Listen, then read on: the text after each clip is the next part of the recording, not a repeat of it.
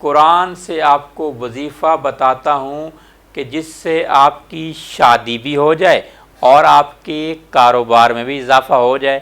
یعنی اگر آپ نے پیغام نکاح بھجوایا ہے سورہ آل عمران آیت نمبر 73 اور 74، اور اگر مال تجارت میں آپ رکھیں گے تو انشاءاللہ آپ کے کاروبار میں اضافہ ہوگا.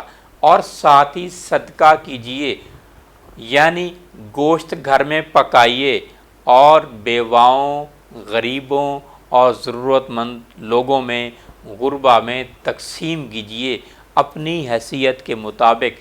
انشاءاللہ اللہ آپ کا رشتہ بھی اچھا کرے گا اور آپ کے کاروبار میں بھی اضافہ کرے گا انشاءاللہ. بسم اللہ الرحمن الرحیم. خد اللہ ان یؤتی احد مثل ما اوتیتم او یحاجوکم عند ربکم قل ان الفضل بید اللہ یؤتیہ من یشاء واللہ واسع علیم یختص برحمتہ من یشاء واللہ ذو الفضل العظیم.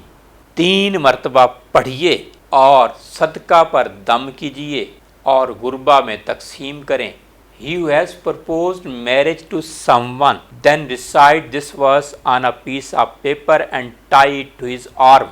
Inshallah, his proposal will be accepted.